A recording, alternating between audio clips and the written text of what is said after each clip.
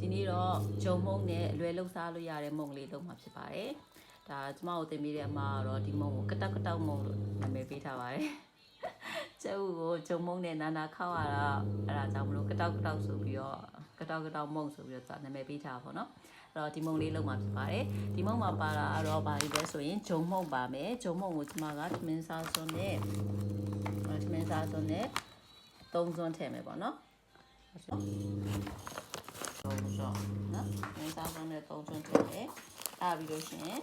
စားလေးနည်းနည်းထည့်မယ်နော်ဒါစားပါစားလေးနည်းနည်းထည့်မယ်အဲ့ပြီးတခြားထည့်မယ်တခြားနည်းနည်းထည့်မယ်နော်ဒါနည်းနည်းထည့်ပြီးလို့ရှိရင်ဒီကြက်ဥတစ်လုံးကိုဖောက်ထည့်မှာဖြစ်ပါတယ်အခုဒီထဲမှာဂျုံမုံရယ်တကြားရယ်စားလေးနည်းနည်းရယ်ကြက်ဥတစ်လုံးရယ်ဖြစ်သွားပါပြီအဲ့ပြီးတော့ရေလေးနည်းနည်းထည့်ပါမယ်မဟုတ်ရင်ဂျုံမုံတွေကပြစ်ပြီးတော့မှွေလို့မကောင်းတော့ပါရေကိုကိုချင်းပြီးတော့အပြစ်ကျဲဖြစ်အောင်လုပ်ပါနော်အဲ့ပြီးလို့ရှိရင်ဒါကိုမှွေမှာဖြစ်ပါတယ်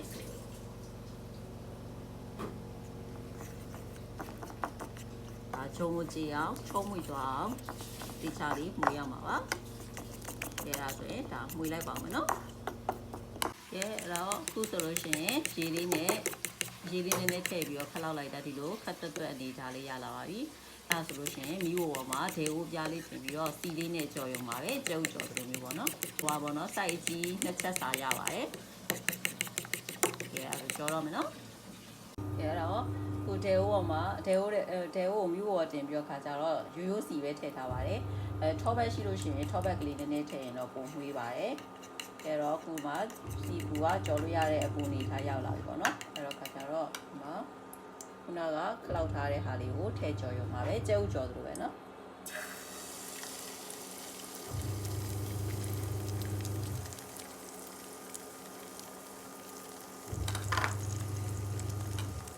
ဒါနှစ်ချက်စာရပါတယ်ဒီမှာဒီလိုလေးပဲရန်ကြီးကတ်မလို့ပေါ့နော်ဆိုတော့ကျဲဥလိုပဲအဲ့တော့ကျဲဥကြော်သလိုပဲအောက်မှာကျက်လောက်ပြီးဆိုလို့ရှိရင်အပေါ်ကိုလှန်လိုက်ပါတယ်နော်ဒီမှာခုနကဗီဒီယိုတစ်ဖက်နဲ့တော့လှန်လို့အဆင်မပြေလို့လှန်ပြီးမှပဲဗီဒီယိုရိုက်ပေးလိုက်ပါတယ်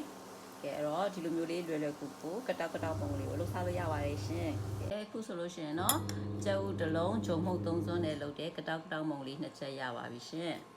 ကဲအဲ့တော့အရန်လွယ်တယ်နော်လုပ်စားကြည့်ကြပါရှင်အားလုံးကျေးဇူးတင်ပါတယ် bye bye see you